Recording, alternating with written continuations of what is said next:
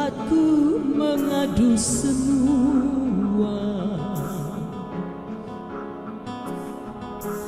Bapa, tempatku memohon doa.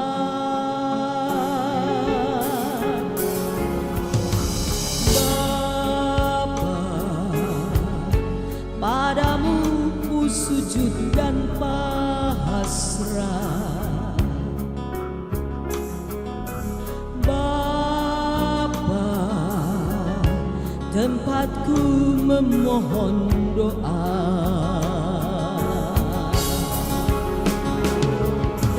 Padamu ada kuasa, padamu ada pengampunan dosa.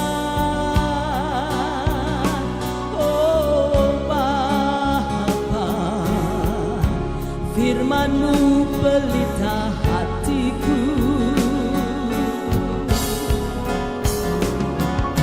Sabdamu bekal hidupku, sabdamu melepaskan deritaku. Oh Bapa, tempatku mengadu semua.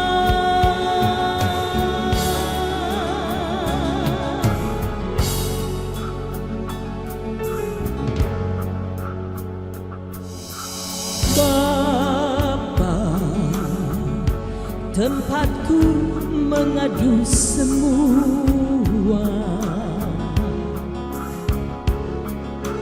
Bapa, tempatku memohon doa. Bapa, padamu ku sujud dan pasrah. Bapa,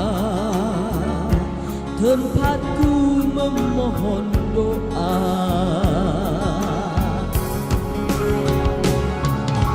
Padamu ada kuasa, padamu ada pengampunan dosa.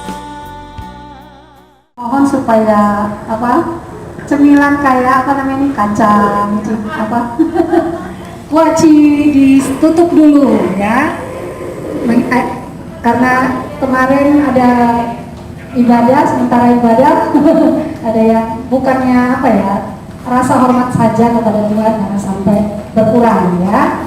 Berikan yang terbaik, kita mau ibadah, kita mau bersyukur kepada Tuhan. Jadi untuk sementara konsumsi dan yang lain-lain ditutup dulu, bukan dilarang untuk dimakan ya, boleh makan nanti sepuasnya tapi setelah ibadah ya.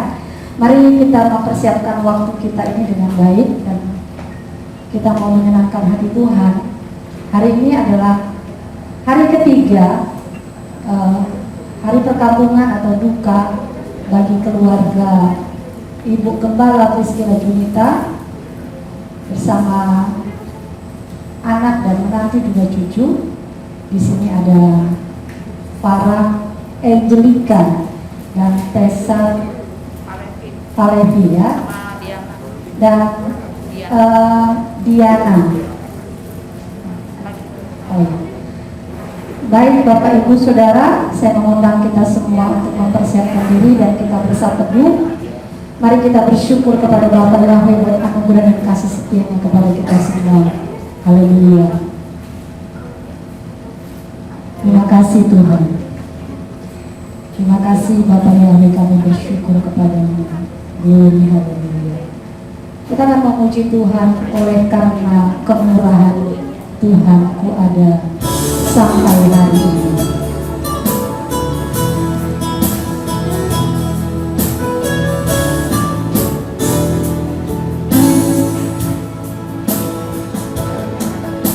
Haleluya. Terima kasih Bapa. Sungguh kami bersyukur kasih karunia yang besar, pemeliharaan perlindungan-Mu yang berikan kami kekuatan kemampuan dalam segala perkara yang boleh kami lalui dan hadapi hari-hari ini. apa yang dirasakan, rasa duka, Tuhan bisa menambahkan sebuah kekuatan yang baru dalam sukacita di dalamnya. Oleh karena kemurahan Tuhan ku ada. Oleh karena kemurahan Tuhan ku ada sampai hari ini. Amin. Oleh karena kebaikan Yahweh, kebaikan Yahweh, janjimu terjadi bagiku. Lagi oleh karena kemurahan, oleh karena kemurahan Tuhan ku ada sampai hari ini. Oleh karena kebaikan Yahweh, janjimu, amin, terjadi bagiku. Ku sembah ya Tuhan, ku mengangkat dan selamanya. Oh ya Tuhan, bagiku ku sembah, ku mengangkat wajahku selamanya. Bagiku, mari saudara kita semua berdiri. Oleh karena kemurahan Tuhan, oleh kemurahan Yesus ku ada sampai hari ini. Haleluya. Oleh karena kebaikan Yahweh, janjimu, amin, terjadi bagiku. Ku sembah ya Tuhan, ku mengangkat dan selamanya. Dia hebat bagiku. Ku sembah, ku mengangkat wajahku selamanya. Dia hebat bagiku. Haleluya.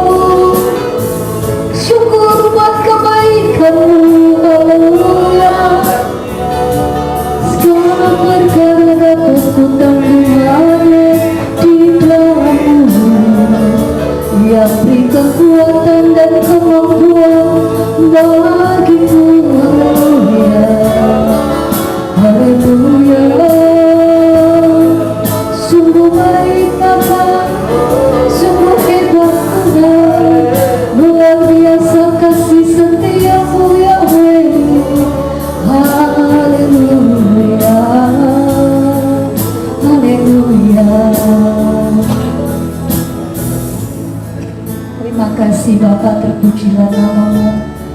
Sungguh kami bangga menjadi anak kekasih-Mu.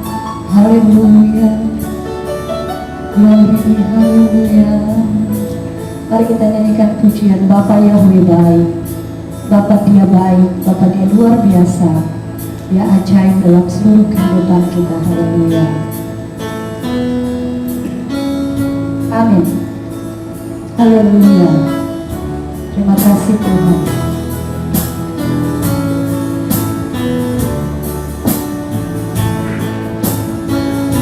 Mari sama-sama katakan Bapa Yahweh baik.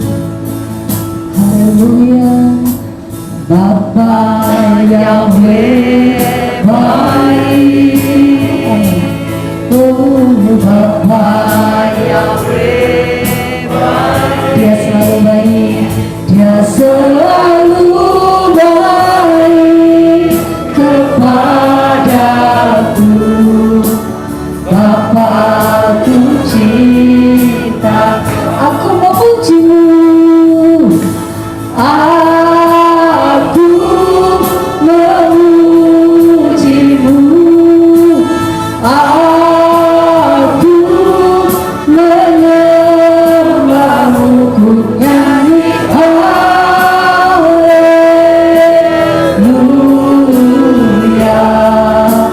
Bapa-Ku cinta. Haleluya. Makasih Bapa. Mari sama-sama kita katakan Bapa Yahweh sungguh baik, baik kepadaku, baik dalam segala perkara. Bapa yang memberikan kemampuan, kekuatan untuk aku mampu menanggung segala perkara dalam hidup ini. Haleluya, amin. Oh Bapa Yahweh baik, Bapa Yahweh baik, Dia selalu baik kepadaku. Bapa-Ku cinta, aku memuji-Mu. Aku memuji-Mu, aku menyembah-Mu. Aku menyembah-Mu. Ku nyanyi haleluya.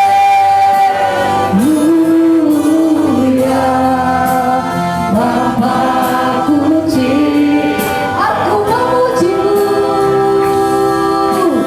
Aku memuji-Mu. Haleluya. Oh aku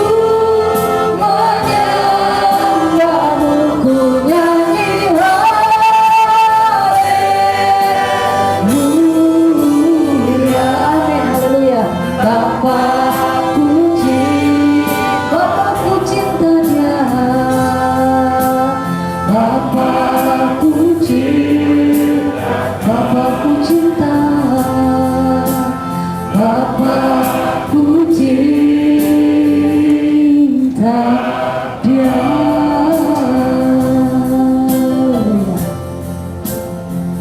Saya mengundang hambanya Bapak Pendeta Yeremia Alfius, Gembala GPM Yahweh Sebaot dari Cimahi, untuk berdoa pembukaan.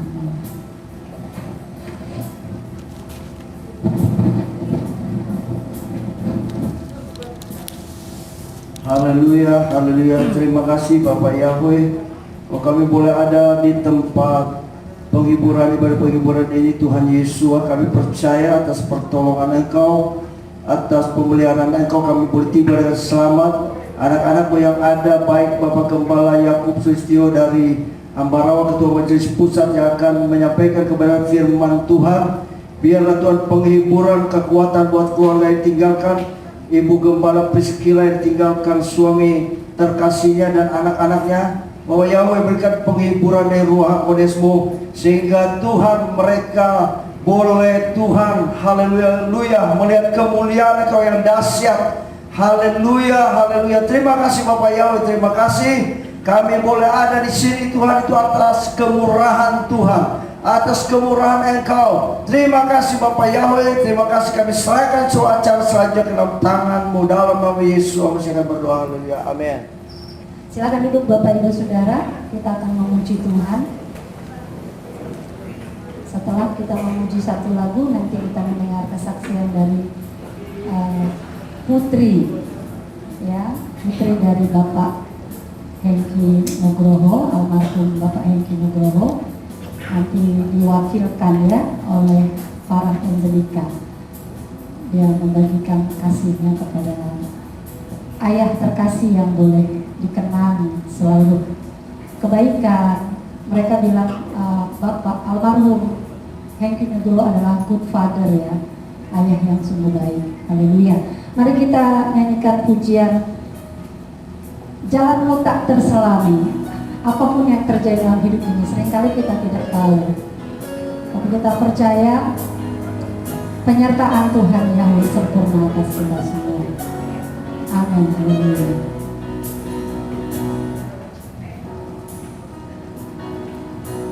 Jalanmu tak terselami oleh setiap hati kami, oleh setiap hati kami. Namun satu hal ku percaya, namun satu hal ku percaya, amin.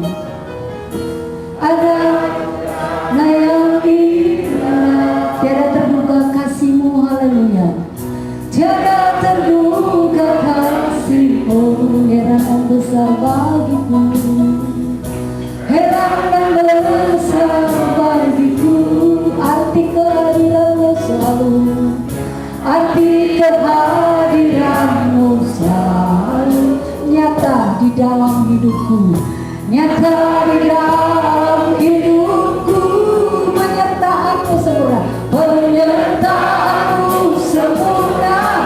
Rancangan aman dan sejahtera, aman dan sejahtera walau di tengah. Oh, ingin ku selalu, amin, keindahan. Arti kehadiran-Mu, hadiran-Mu yang Jalanmu tak terselami. Jalanmu tak terselami oleh setiap hati kami, haleluya. Namun satu aku percaya, amin, haleluya. Ada rencana yang indah, tiada terduga kasih-Mu, haleluya. Heran dan besar bagiku. Arti kehadiran-Nya, arti kehadiran-Nya selalu, arti kehadiran-Mu selalu nyata dalam hidupku, nyata di dalam hidupku. Penyertaan-Mu sempurna, amin. Rancangan-Mu penuh damai, aman dan sejahtera walau di tengah badai. Ingin ku selalu percaya, rasakan keindahan, arti kehadiran-Mu Tuhan, arti kehadiran-Mu, arti kehadiran-Mu Bapa, arti kehadiran-Mu Yahweh. Saya serahkan kepada Farah.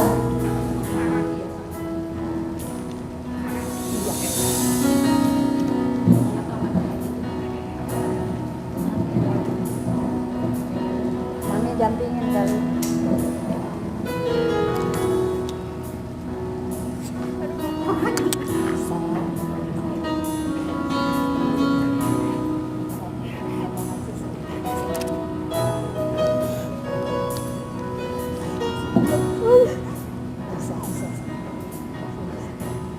Hengki Nugroho putri pertama dari beliau. Aku nggak bisa bilang apa-apa lagi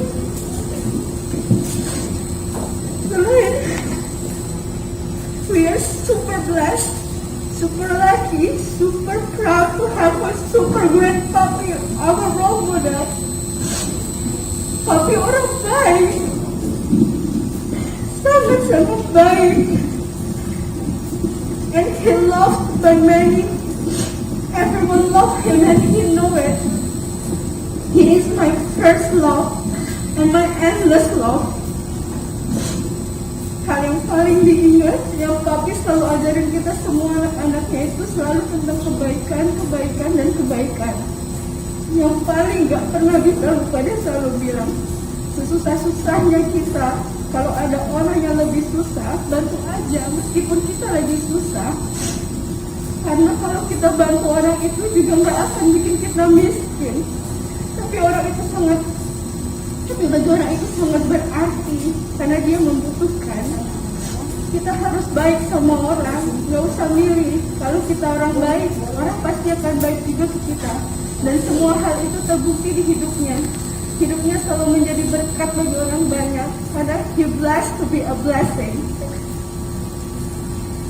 Dia bakal selalu merangkul siapa aja yang ada di sekitarnya. Jadi saat dia sakit pun dia masih ingat orang. Aku ingat waktu awal papi sakit, dia minta tolong aku ambil duit di ATM-nya, suruh masukin aku 500.000 ke amplop. Terus aku disuruh itu jumlah suster yang ada di rumah sakit ini ada di lantai itu ada berapa. Papi mau kasih semua suster yang ada di lantai itu 500.000. Aku tanya buat apa, Pi? Apa itu gak kebanyakan? Papi cuma bilang, kasihan mereka, Ci. Mereka urusin papi di sini tiap hari. Mereka begadang kadang gak pulang. Padahal papi lagi lama gak berdaya, tapi papi masih mikirin orang. Dia papi bilang, papi enak tinggal tiduran doang kayak raja, semua disiapin. Papi bilang, rezeki bisa dicari, jangan pelit jadi orang. Gak akan bikin kita miskin. Papi selalu ngomong itu. Makanya hidupnya sangat terberkati meskipun dia lagi sakit, and we are so thankful for that. Thank you, Papi, for teach us so many good things. Yang aku ingat cuma semuanya good memories and a great time with you, nothing else. Everybody know how close we are. Papi sering bilang ke aku, Papi sayang sama semua anak Papi. Papi sayang sama semua 5 anak Papi. Tapi Papi paling sayang sama kamu, Ci. Dia selalu bilang itu berkali-kali. Aku ingat pas aku menikah, seminggu pertama pas aku bilang aku mau nikah, Papi gelisah sama mati. Tiba-tiba Papi nangis panggil aku. Aku tanya Papi kenapa? Papi gak happy aku nikah. Papi cuma bilang, Papi gagal jadi orang tua, parah. Karena gak bisa bikin pesta besar buat kamu di hotel bintang 5 yang mewah. Padahal waktu itu yang aku minta bukan pesta mewah, aku cuma minta restu. Aku minta maaf sama Papi. Beberapa bulan terakhir ini aku jarang masuk kamar Papi karena lagi COVID. Aku takut bawa virus dari luar karena aku gak tega kalau lihat Papi kesakitan.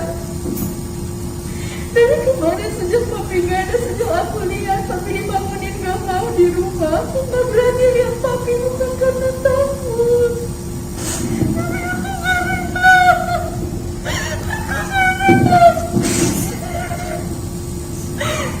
Aku masih berusaha terima yang terjadi.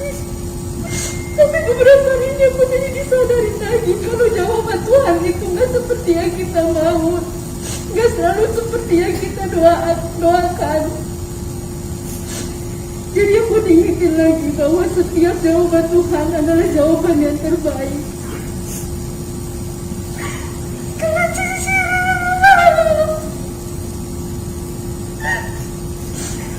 you are free to go now.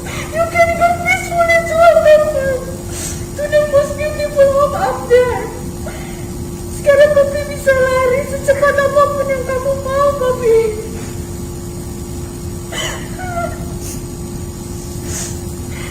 Aku gak tahu sampai berapa lama aku bisa berduka. Semoga semuanya ngerti. Karena Papi person in my life, and I feel heartbroken to no longer have him again here in with us. Papi will always mean the world to me. It is painful to lose you now, but God knows what's best. You will forever in my heart, in our heart. I know you will smiling, keeping and watching us from up there. I promise, Cici janji buat take care Mami sama Dede di sini. Till we meet again, Papi, I love you so much.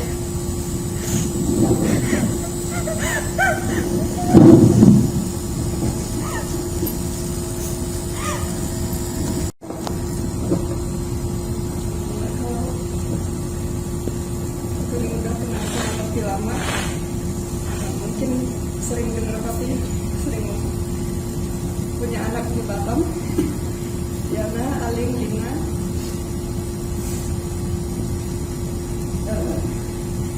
Kalau ada yang bertanya anak dari mana, saya juga nggak tahu. Cuman yang saya tahu Papi itu karena begitu baik hatinya, karena begitu tulus mau menerima kami, bukan siapa-siapa yang tidak ada hubungan keluarga, tidak ada hubungan darah sama sekali, mau membuka hatinya, menjadikan kami anaknya.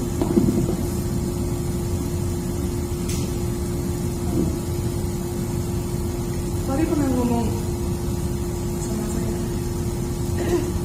Papi tuh gak bisa, Papi gak bisa loh kalau misalnya ditanyain kalian itu siapa anak Papi, pasti Papi bilang, Papi gak bisa bilang kalian itu anak angkat. Kalau kita udah sayang ya sayang, anak ya anak, gak ada namanya anak angkat. Tapi gak bisa kan.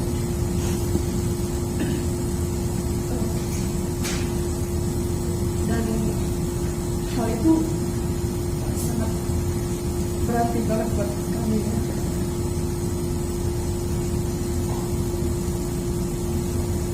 Waktu kecil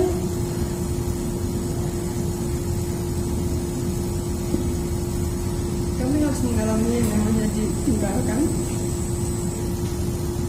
oleh orang yang seharusnya bertanggung jawab.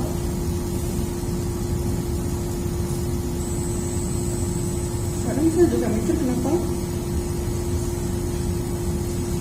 tapi Tuhan itu benar-benar baik. Satu, meninggalkan kami, tapi entah kayak gimana Tuhan kasih satu keluarga baru buat kami. Jadi melalui Papi saya dikasih mami baru, kasih Cici, kasih Kasar, bahkan saya punya ponakan baru. Jadi ya saya nggak akan pernah fokus lagi dengan yang lama. Ya mau tinggalkan kami nggak apa-apa. Saya punya Papi yang luar biasa, yang bertanggung jawab buat kami. Dan kalau ada yang tanya, Kak Hengki anaknya ada berapa sih? Dia bilang 5. Dan Papi itu setiap kali ngenalin kami ke orang itu selalu dengan bangga. Ya, ini anak gua, ini anak saya. Dan itu berarti banget, sangat berarti buat saya, buat keluarga.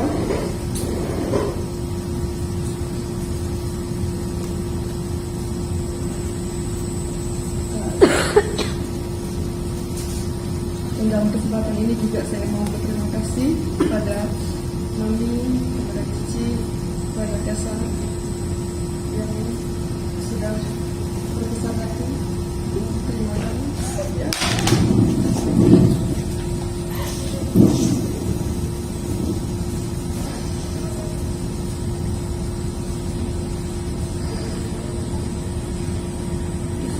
Sini aku videoin dulu kesana.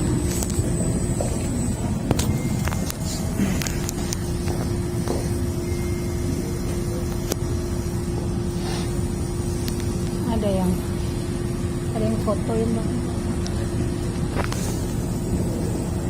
Tuhan itu benar-benar baik, sangat baik. Dan terakhir saya diberitahu kalau tapi sempat ngomong, jangan sampai hubungan ini putus, jangan sampai kemudian tapi kami tidak ada hubungan. Jadi tapi nggak usah takut, ya seperti kata tapi seperti keluarga itu aja, nggak ada istilahnya angkat, ya keluarga saya sampai selamanya itu keluarga saya. Dan terima kasih tapi terima kasih Tuhan sudah memberikan Papi di dalam hidup kami. Papi sosok ayah yang luar biasa, tidak ada pernah tergantikan. Sekarang Papi udah bahagia, Amin. udah bisa lari-lari. Amin. Amin. Amin. Kalau ada yang kenal Papi pasti tahu gimana Papi, gimana ya. Papi udah bahagia. Amin. Sedikit saya mau tambahin bahwa benar apa yang dikatakan anak saya Diana. Diana ini berarti anak kami yang keempat. Jadi kami punya anak 5. 3 ada di Batam, yang 2 ada di Batam, 1 ada di New Jersey, Amerika. Dan kami memang menganggap bahwa mereka itu walaupun anak angkat, kami tidak pernah membedakan dan kami jadikan anak kandung. Karena sekali kami mengakui mereka adalah keluarga kami dan anak kami. Ketika saya ditanya orang, sekarang anak kamu berapa? Pernah suatu ketika ditanya anak saya 5. Hah? Anak kamu 5? Yang bener aja gitu. Ya anak aku 5. Dan ketika papinya meninggal, mungkin karena Lina gak bisa cuti dari kantornya, maka diwakili oleh Diana. Dan inilah keluarga kami. Memang keluarga kami ini keluarga yang benar-benar saling mengasihi. Antara mami, papi, dan anak-anak itu gak ada jarak.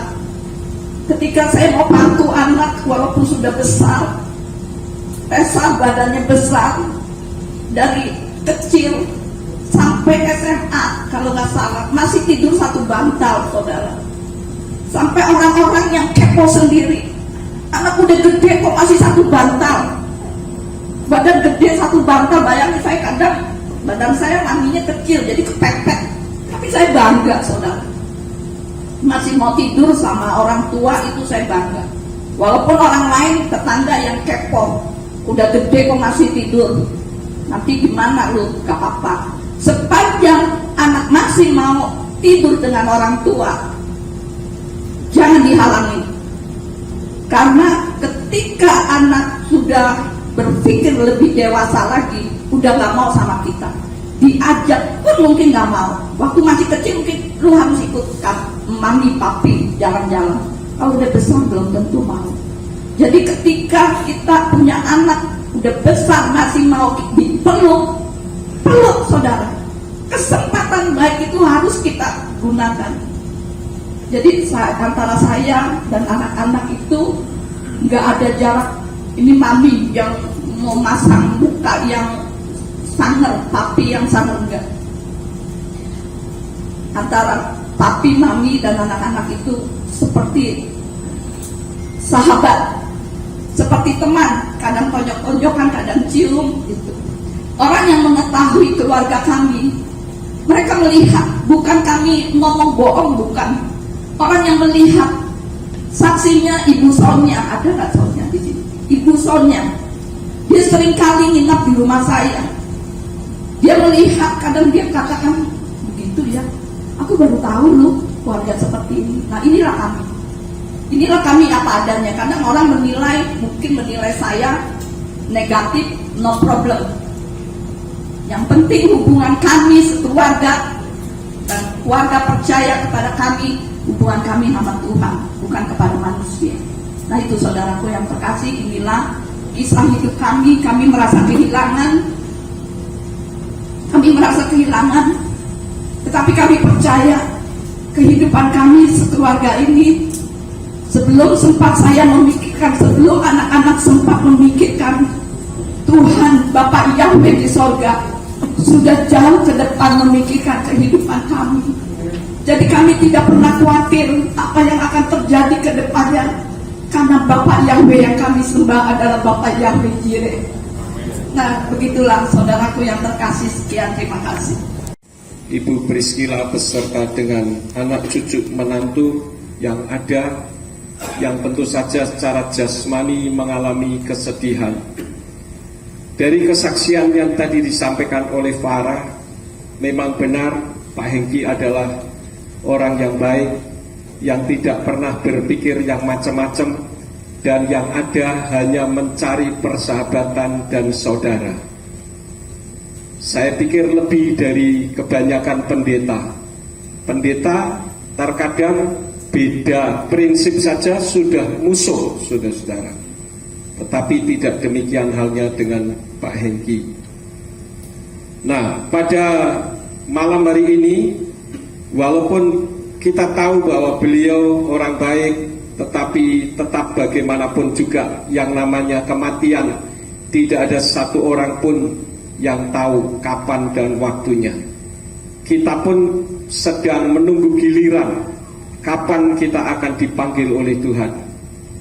Dan seringkali ketika kita melihat orang yang kita kasihi dalam keadaan sakit, kita tidak tega. Tetapi ketika orang yang bersangkutan dipanggil Tuhan, kita seringkali mengalami kesedihan yang berlarut-larut. Nah, firman Elohim mengajarkan kepada kita, kesedihan itu sesuatu yang wajar. Artinya ada kasih di antaranya. Kalau ada seseorang ditinggal mati orang lain kemudian dia tertawa, itu artinya ada kebencian di dalam kehidupannya. Tetapi kitab suci mengajarkan kepada kita supaya kesedihan yang kita alami tidak berlarut-larut, karena kita punya iman bahwa orang yang sudah percaya kepada Yeshua HaMashiach tempatnya ada di Firdaus. Oleh karena itu, secara jasmani kita mengalami kesedihan, tetapi secara rohani kita bersukacita. Bapak Ibu Saudara sekalian yang kekasih, pada malam ini saya akan membawakan firman yang saya beri judul berharganya mayat. Jadi orang sudah jadi mayat pun berharga. Dulu saya ingat waktu saya masih kuliah di Jakarta, kalau ada orang mati di pinggir jalan, mayatnya dihargai 5 juta zaman dulu, sekian puluh tahun yang lalu. Nah, oleh karena itulah maka mayat itu pun berharga. Kita membaca di dalam kitab Kejadian pasal 50 ayat yang ke-24 sampai 25. Yosef ketika menjelang kematiannya, dia juga berpesan kepada keluarganya supaya nanti kalau dia mati di Kanaan, mayatnya supaya dipindah ke tempat, ketika dia mati di luar Kanaan, supaya dipindah ke Kanaan, tempat di mana Bapa Yahweh memberikan rumah bagi mereka, yaitu tanah perjanjian. Nah, di dalam kitab Mazmur pasal 116 ayat yang ke-15, di sana berbunyi, berharga di mata Yahweh kematian atas orang-orang kudusnya. Maka kita melihat bagaimana Yosef, mayatnya juga diminta untuk tidak dimakamkan di tempat di mana Bapa Yahweh tidak ditinggikan di sana. Dan orang yang mati di dalam Tuhan, mayatnya dijemput oleh malaikat ke Firdaus, bukan ke Gehenna. terakhir saya datang dan saya mendoakan almarhum Pak Hengki. Beliau bersukacita menyambut kedatangan saya dengan senyumnya dan bersukacita ketika diajak berdoa. Ini artinya beliau memiliki hati yang penuh dengan sukacita ketika diajak berdoa bersama. Jadi Bapak Ibu Saudara sekalian, saya mengimani bahwa apa yang tertulis dalam kitab Mazmur 116 ayat yang ke-15 terjadi atas almarhum Bapak Hengki Nugroho. Berharga di mata Yahweh kematian atas orang-orang kudusnya. Kita melihat di dalam kitab Markus pasal 5 ayat yang ke-5 sampai 13, nilai satu jiwa itu dinilai dengan 2000 ekor babi. Nah, berapa nilai orang yang hidup? Ketika kita membaca di dalam kitab Matius pasal 16 ayat yang ke-26, saya akan mengajak untuk kita membuka Matius pasal yang ke-16 ayat yang ke-26. Sebab seorang diuntungkan apa jika dia memperoleh seisi dunia tetapi jiwanya dibinasakan? Atau apa yang akan seorang berikan sebagai pengganti jiwanya? Jadi harga orang yang normal itu tidak ternilai dibandingkan dengan seluruh harta apapun yang ada di atas muka bumi. Oleh karena itulah maka di dalam Mazmur 116 ayat 15 tadi dikatakan berharga di mata Yahweh kematian atas orang-orang kudusnya. Di dalam kitab Tenak berbahasa Ibrani berbunyi Yakar Ba'enei Yahweh Hamaweta Lakasidewi, yang artinya mahal di mataku Yahweh, kematian kepada pengikutnya. Apa sih maksud ayat ini? Maksudnya adalah kematian pengikut Yahweh Besem Yeshua Hamasya Weruah HaKodes itu sangat mahal. Lalu yang menjadi pertanyaannya, semahal apakah nilai orang tersebut? Di dalam 1 Korintus, saya akan membuka beberapa ayat. 1 Korintus pasal yang ke-6 ayat yang ke-20, di sana dikatakan, sebab kamu telah diberi dengan suatu harga, karena itu muliakanlah Elohim dengan tubuhmu dan dengan rohmu yang adalah milik Elohim. Kemudian di dalam kitab Ibrani pasal yang ke-13 ayat yang ke-12, di sana dikatakan, karena itu Yeshua pun telah menderita di luar pintu gerbang supaya dia dapat mengkuduskan umat melalui darahnya sendiri. Jadi Bapak Ibu Saudara sekalian, semahal apakah kematian orang yang mengasihi Tuhan? Ciri-ciri orang yang mengasihi Tuhan adalah memiliki kasih. Almarhum adalah orang yang mengasihi jiwa-jiwa, bukan hatinya penuh dengan kebencian atas orang lain. Jadi dari ayat itu, hanya orang yang meninggal yang beriman kepada Yeshua HaMashiach yang dibeli dengan darahnya sendiri, sehingga berhak untuk menempati tempat yang kudus, yaitu Samayim kelak ketika Samayim sudah diciptakan, atau sorga, dan berhak hidup kekal dalam kebahagiaan bersama Elohimnya. Begitu berharganya mayat seseorang. Kalau kita membaca di dalam kitab Yehuda atau kitab Yudas pasal 1 ayat yang ke-9, di sana mayat Mose yang mati pada usia 120 tahun untuk rebutan antara malaikat Mikael, malaikat perangnya Tuhan, dengan Hilal bin Sakhar atau si jahat yang selama ini dikenal dengan Lucifer. Kenapa untuk jadi rebutan? Sebagaimana kita ketahui Bapak Ibu Saudara sekalian, ketika ada mayat tokoh seseorang, dia dimakamkan, maka makamnya menjadi berhala. Jadi apa yang terjadi kalau mayatnya Mose pada saat itu direbut oleh si jahat Hilal bin Sakhar? Tentu kuburnya Mose akan menjadi berhala. Oleh karena itulah ketika malaikat Mikael sedang bertengkar dengan Hillel dan Sakhar yang selama ini dikenal dengan Lucifer, Yahweh menguburkan mayatnya Mose sehingga terbukti sampai sekarang tidak diketahui di mana kubur Mose.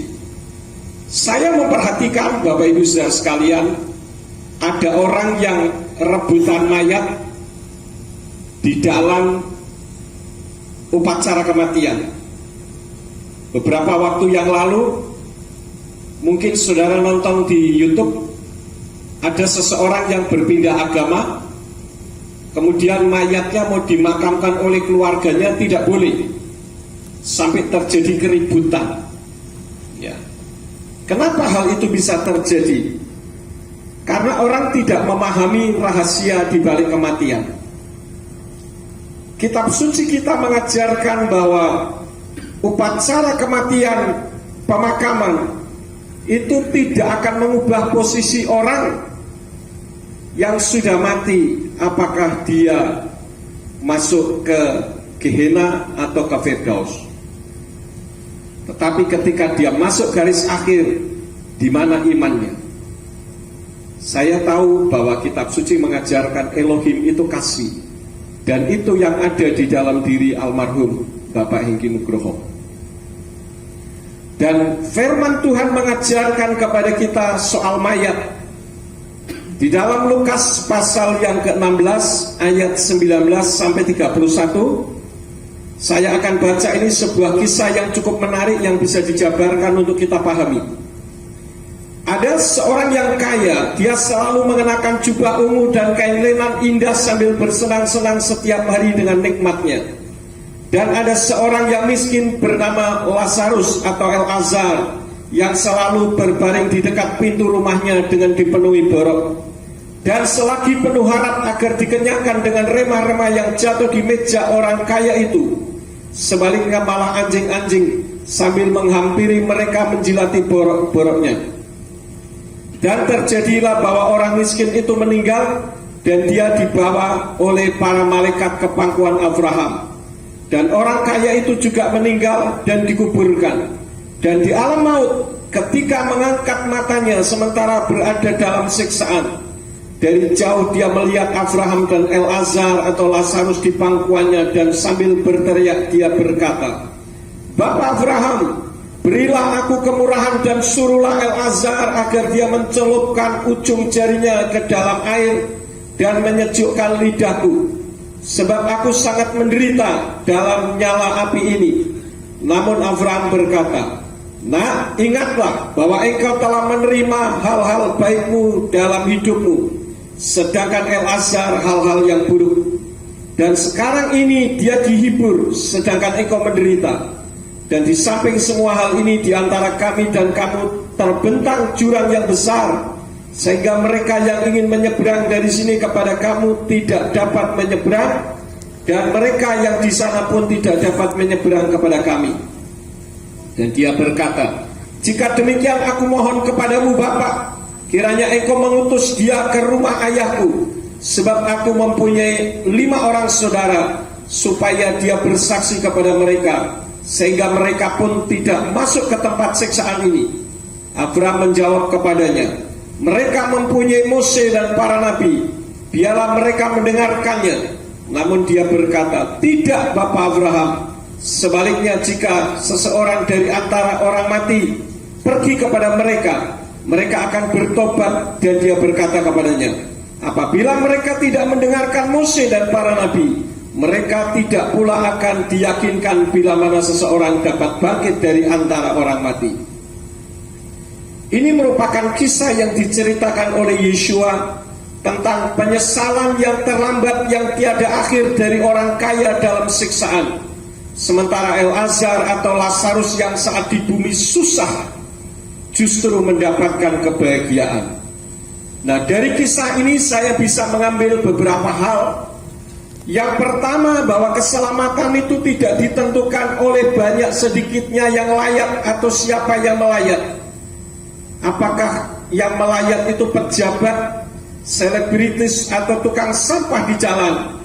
Di hadapan Elohim semua orang sama, yang membedakan hanya pekerjaan yang dianggap bergengsi atau kurang bergengsi atau tidak bergengsi. Dan seringkali kita hanya bisa mengasihi kalau orang itu kaya raya. Tetapi ketika orang itu hidupnya sederhana, seringkali kita kurang mengasihi. Kitab suci mengajarkan kepada kita, ketika kita mau mengasihi, kasihi ketika masih hidup, bukan setelah mati. Kemudian hal yang kedua, di mana dimakamkannya? Saya mendengar di Jakarta ini ada makam orang-orang kaya yang bernilai tanahnya ratusan juta. Dan itu pun tidak membawa perubahan bagi orang yang sudah mati. Yang ketiga, berapa banyak kerbau untuk orang yang mati? Sebagaimana saya pernah melihat ketika saya pergi ke Toraja. Di Toraja ada orang yang memotong kerbau, semakin banyak semakin bergengsi dan semakin mendapatkan kemuliaan. Tetapi kitab suci mengajarkan kepada kita, yang bisa membawa orang masuk ke Samayim atau ke surga bukan karena itu. Kemudian yang keempat, diapakan tubuhnya? Apakah dimakamkan? Apakah dibakar? Ataukah dibuang? Dari kemarin ketika Ibu Priscilla dan Ibu Hana mengupload berita kematian ini, ada banyak orang yang bertanya kepada saya, loh, kok mayatnya dibakar? Kebanyakan umat Nasrani kurang memahami tentang masalah ini.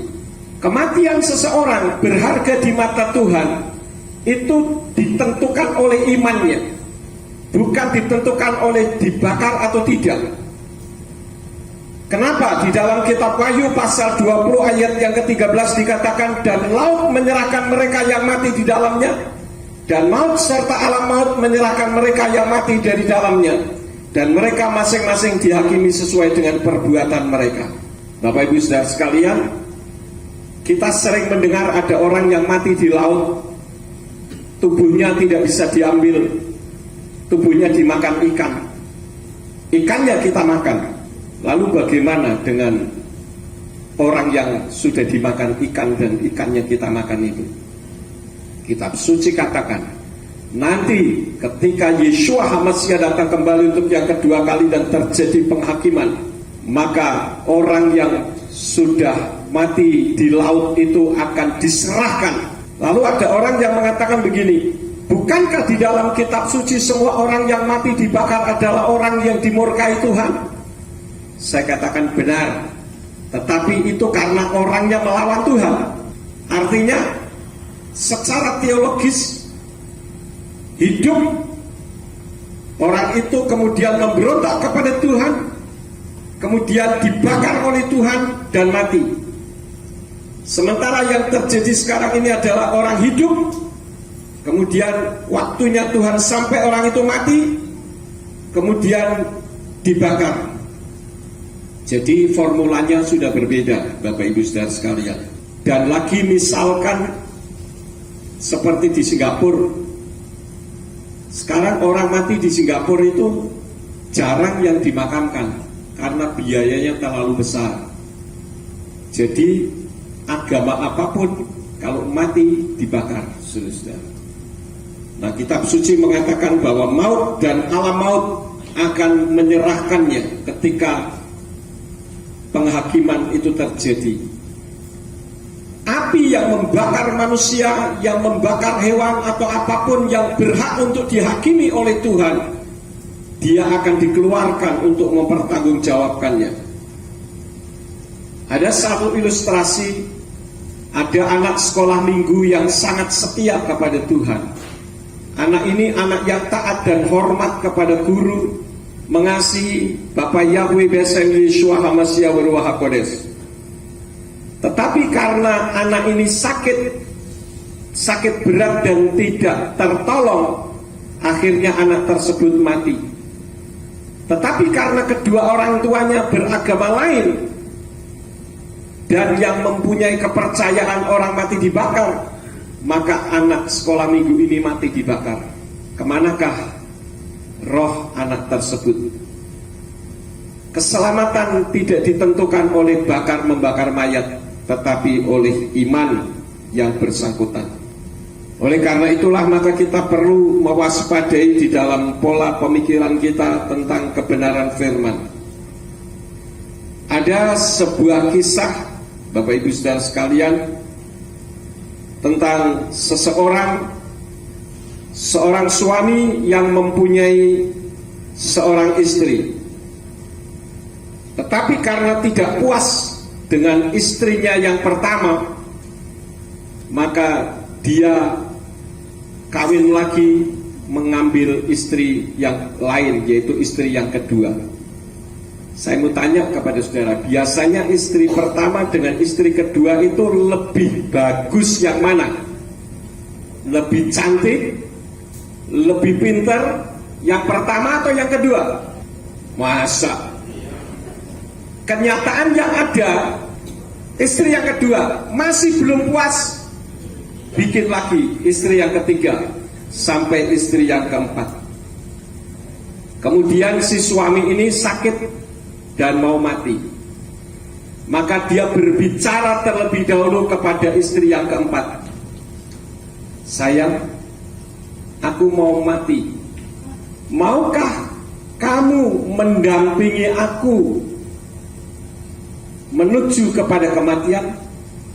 Istri yang keempat mengatakan, ngapain saya mengikuti kamu mati bersama? Gak mau saya. Maka kecewalah suami ini. Kemudian dia bertanya kepada istri yang ketiga, tentu yang cantiknya lebih kurang sedikit. Sayang, maukah kamu mendampingi aku mati bersama-sama?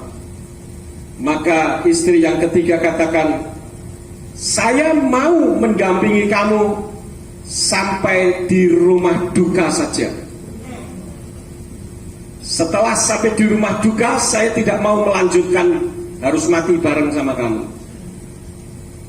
Maka kecewalah suami ini dan dia datang kepada istri yang kedua. Sayangku, kamu kan sudah banyak mendapatkan sesuatu dariku. Maukah engkau mendampingi aku mati? Istri yang kedua katakan, aku mau mendampingi kamu, tetapi sampai kuburan saja ya. Setelah sampai kuburan kamu dimakamkan, silahkan dilanjutkan, saya pulang. Kemudian dia datang kepada istri yang pertama. Sayang, maafkan aku sudah mengecewakan kamu, dan sekarang aku mau mati. Maukah kamu mendampingi aku mati bersama? Istri yang pertama mengatakan, aku mau mati bersama dengan kamu kemanapun kamu pergi. Ini merupakan satu perumpamaan, Bapak Ibu Saudara sekalian. Istri yang pertama adalah istri yang hidup susah bersama, senang bersama. Sedangkan istri yang kedua, ketiga, dan yang keempat itu berbeda. Nah, istri yang keempat, istri yang paling cantik dan paling seksi, dia tidak mau. Itu merupakan lambang harta kita. Saudara boleh punya uang sebanyak apapun, bergudang-gudang, kalau mati tidak akan dibawa kemana-mana. Kemudian istri yang ketiga yang kurang cantik, yang hanya mau mengantar sampai ke rumah duka, itu melambangkan sahabat-sahabat. Banyak di antara kita yang bersahabat dengan Ibu Priscilla, kemudian setelah dari rumah duka belum tentu mau mengantar sampai ke pemakaman. Itulah istri ketiga yang merupakan lambang sahabat. Istri yang kedua yang lebih tidak cantik lagi, yang mau mengantar sampai ke pemakaman di ladang pekuburan, itu melambangkan keluarga. Saya yakin keluarga cinta seperti apapun terhadap orang yang sudah meninggal, tidak akan mau mati bersama di dalam liang kuburan. Itu lambang keluarga. Sedangkan istri pertama yang hidup susah bersama-sama, senang bersama-sama, yang mau menghantarkan suaminya mati bersama-sama, itu adalah lambang iman. Iman kita itulah yang akan membawa kita sampai ke alam baka. Oleh karena itulah maka ketika kita masih hidup di atas muka bumi ini, kita harus beriman kepada Tuhan yang benar. Dan kitab suci mengajarkan kepada kita bahwa Tuhan kita yang sesungguhnya adalah Tuhan yang disembah oleh Bapak Abraham, Ishak dan Yakub. Yahweh Elohim, itulah namanya. Ani Yahweh Husmi, aku Yahweh itu namaku. Dan dialah yang turun ke bumi dalam wujud seperti manusia. Dia bukan manusia, dia hanya seperti manusia. Dan itulah Yeshua HaMashiach yang selama ini kita kenal dengan Yesus Kristus. Saya katakan berbeda dengan apa yang pernah saya sampaikan melalui statement saya beberapa puluh tahun yang lalu, yang sama dengan statement para gembala yang mengatakan di dalam diri Yesus Kristus atau Yeshua HaMashiach itu ada 100% Tuhan dan 100% manusia. Artinya ada 200% di sana. Yang benar adalah di dalam diri Yeshua HaMashiach adalah 100% Tuhan dan 100% berwujud seperti manusia. Dia bukan manusia, karena manusia tidak bisa menyelamatkan manusia. Dan kitab suci juga mengatakan Yeshua dilahirkan bukan karena percampuran benih spermatozoid dan ovum, tetapi karena Ruach HaKodes. Dan tidak ada manusia jadi Tuhan. Kalau Tuhan jadi seperti manusia bisa. Kemudian Yeshua 100% Elohim, itu karena kita melihat di dalam kitab Yesaya pasal yang ke-43 atau Yesaya pasal 43 ayat yang ke-11. Di sana dikatakan Anoki Yahweh wa emibal adai Mosia. Akulah Yahweh, tidak ada juru selamat selain aku. Dan itu ditegaskan di dalam Roma 10 ayat yang ke-13 yang berbunyi Kikol asyer yikra besem Yahweh yimalet. Sebab barang siapa yang berseru dalam nama Yahweh akan diselamatkan. Dan lebih jauh siapakah Yeshua itu? Di dalam kitab Injil Yohanan atau Yohanes 8 ayat yang ke-24 dikatakan Laken amarti laken kita mutu fakatotehen Kiimlo ta'aminu fiki anihu tamutu fakatotehen. Yang artinya oleh karena itu aku berkata kepadamu bahwa kamu akan mati dalam dosa-dosamu. Sebab jika kamu tidak percaya bahwa akulah dia, maka kamu akan mati dalam dosa-dosamu. Ini ada orang yang menyangkal mengatakan yang Yeshua katakan itu bukan aku adalah Yahweh, tetapi aku adalah Mesias. Tetapi perhatikan ayat yang ke-27 dikatakan mereka tidak mengerti bahwa dia membicarakan Bapa kepada mereka. Itulah sebabnya di dalam kitab Injil Yohanan atau Yohanes 10 ayat yang ke-30 dikatakan Ani wahaf ekat, aku dan Bapa itu satu. Oleh karena itulah maka siapa yang membenci Yeshua atau Yesus Kristus berarti membenci Bapa Yahweh. Dan siapa yang membenci Bapa Yahweh sama saja dengan membenci Yeshua HaMashiach. Karena ini merupakan kalimat sinergi di dalam kitab Injil Yohanan 15 ayat yang ke-23 yang berbunyi Hasne oti husne gam et avi. Siapa yang membenci aku, ia juga membenci Bapakku. Dan bahkan di dalam 1 Korintus 12 ayat yang ketiga di dalam kitab suci Hebraic Roots Version yang berbahasa Inggris di sana berbunyi Because of this, I make known to you that there is no one who speaks by the Spirit of Allah and says that Yeshua is accursed, and neither is a man able to say that Yahweh is Yeshua except by the Ruach HaKodesh. Sebab itu aku memberitahukan kepadamu bahwa mereka ketika berbicara dalam roh Elohim tidak seorang pun mengatakan Yeshua terkutuk, dan tidak seorang pun dapat mengatakan Yeshua itu Yahweh kecuali oleh Ruach HaKodesh. Jadi menolak Yahweh sama saja dengan menolak Yeshua. Saya tahu persis bagaimana hatinya Pak Hengki almarhum. Ketika saya datang dan berdoa, saya ajak berdoa, betapa sukacita saya lihat dari wajahnya. Oleh karena itu Bapak Ibu saudara sekalian, kita harus memiliki iman yang tepat sesuai dengan kitab suci, bukan sesuai dengan apa yang diajarkan oleh Talmud. Talmud mengajarkan untuk kita jangan menyebut nama Yahweh, mengganti menjadi Hashem yang berarti nama itu, atau Adonai yang berarti Tuanku. Karena Tuanku atau Hashem, Adonai itu bukan nama, melainkan sebutan.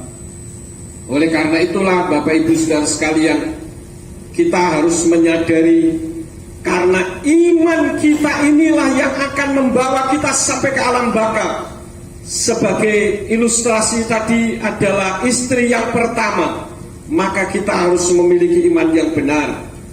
Karena di dalam kitab 1 Raja-Raja 8 ayat 36, ayat 43 dan ayat yang ke-49, Yahweh itulah yang tinggalnya di sorga.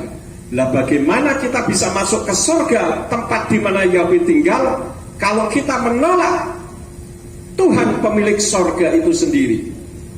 Oleh karena itulah melalui kesempatan pada saat ini, saya ingin menyampaikan bahwa Tuhan sangat mengasihi Bapak Ibu saudara sekalian.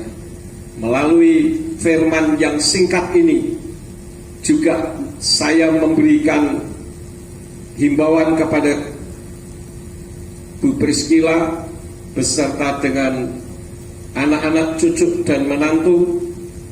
Kita boleh bersedih dan itu wajar, tetapi kesedihan kita harus berbeda dengan kesedihan orang-orang yang tidak memiliki iman.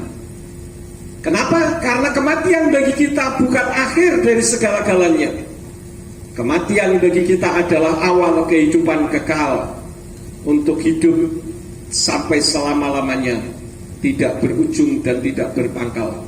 Oleh karena itulah dalam kesempatan ini, mari kita berpegang teguh kepada iman kita, karena Bapa Yahweh di dalam nama Yeshua HaMashiach dan Ruach HaKodesh yang membimbing kita sebagai Immanuel, Imuna Anaknu Elohim, atau Elohim yang berdiam di dalam kita, adalah penasihat dan pembimbing kita.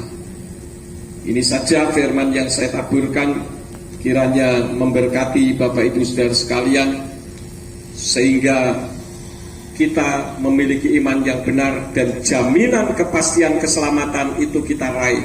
Bukan moga-moga, bukan mudah-mudahan, tetapi pasti. Hukumnya adalah hukum pasti. Amin. Buat firman Tuhan, mari kita tundukkan kepala dan kita berdoa. Saya mengundang nanti Bapak Gembala Hasudungan untuk bisa maju ke depan dan berdoa bagi kita.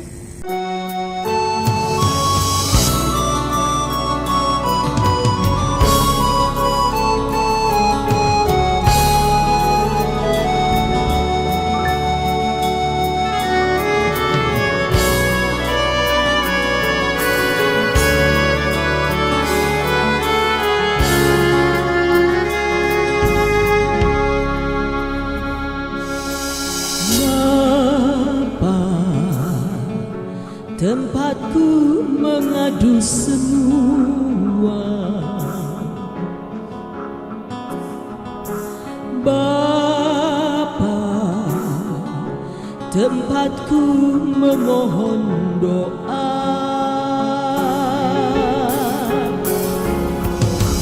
Bapa, padamu ku sujud dan pasrah.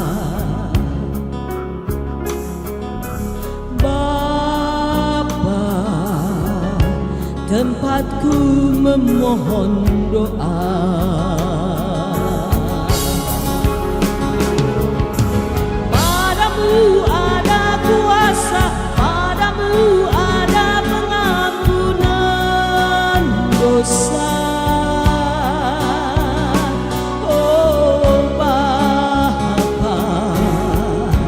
firman-Mu pelita hatiku.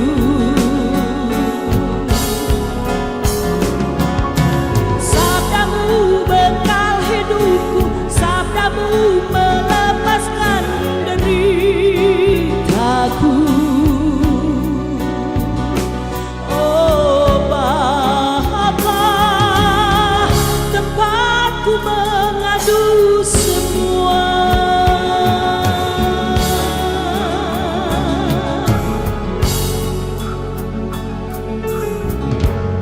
Bapak Gembala untuk memberikan uangnya sebagai tanda penghormatan terakhir. Amin. Hati sebagai hamba yang rekan-rekan sepelayanan hamba-hamba Tuhan, para bapak ibu gembala yang hadir hari ini, silahkan memberikan penghormatan dan wangian-wangian yang ada.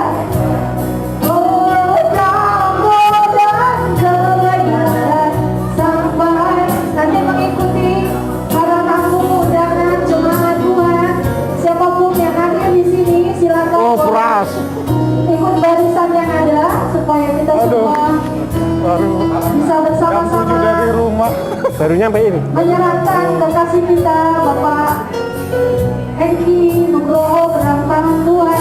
baru datang jam Dan berapa hari tadi ini Pak? kita akan Tadi jam 12:30 nyampe. Haleluya.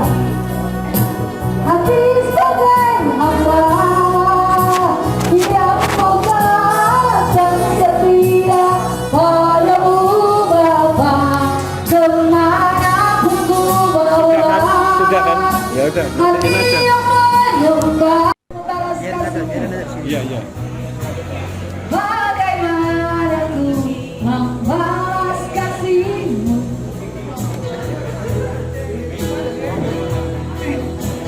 Itu milikku, itu milikku. Inilah yang ku punya, hati sebagai hamba yang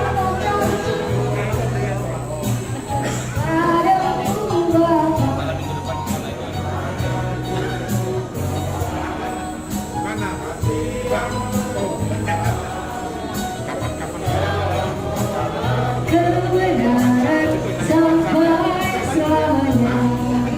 Oh damai dan kebenaran sampai selamanya. Damai dan kebenaran sampai selamanya. Ada lagi Bapak Ibu Saudara yang belum? Nanti kalau sudah, saya akan menyerahkan waktu ini kepada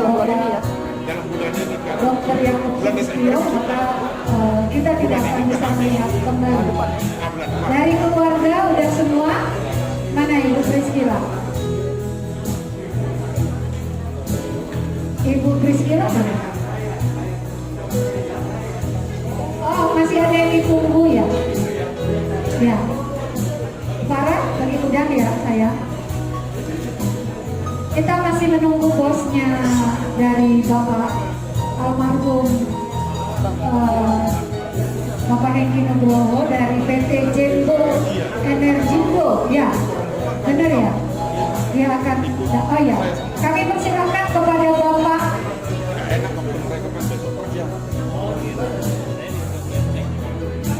Santoso, kami persilakan untuk memberikan penghormatan terakhir kepada yang dikasihi.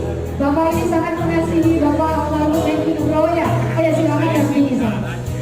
Dan hari ini kita boleh bersama-sama ikut menghantarkan dan doa bahwa Bapak almarhum Hengki Nugroho sudah berbahagia menyelesaikan pertandingannya selama 3 tahun 2 bulan.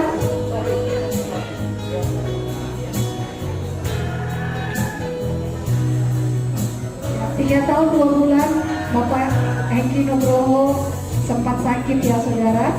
Dia bisa bertahan selama itu dan sampai tepat kemarin Selasa tanggal 23 November 2021 jam 13.15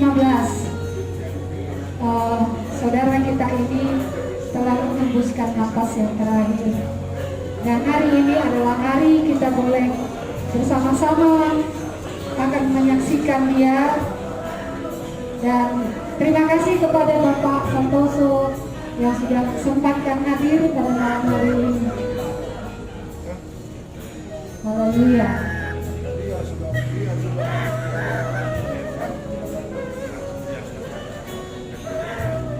Ibu Priscilla masih ada lagi yang tunggu, Bu? Iya, cukup.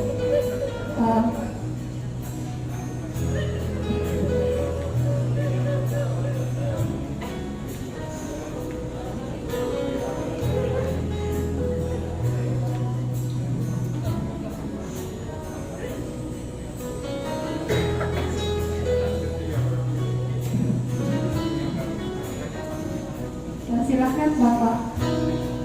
Ya, Bu Priscilla.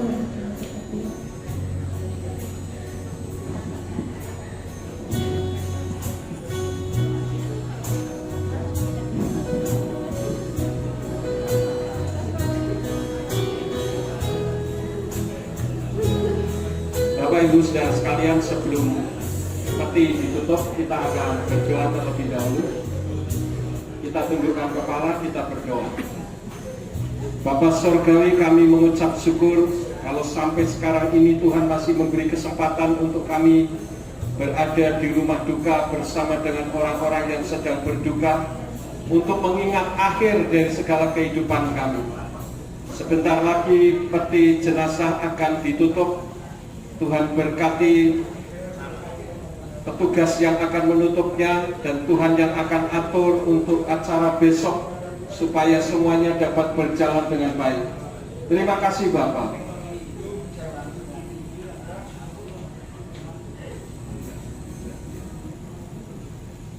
Kami menyerahkan untuk Ibu Priscilla beserta dengan anak-anak, cucu menantu. Tuhan berikan kesehatan dan ketabahan serta penghiburan dari Ruach HaKodes. Karena kami tahu bahwa almarhum saat ini sudah berada di Firdaus bersama dengan orang-orang kudus saleh-saleh Tuhan. Terima kasih Bapak. Demi nama Adonai Yeshua HaMashiach kami berdoa dan mengucap syukur. Haleluya. Amin.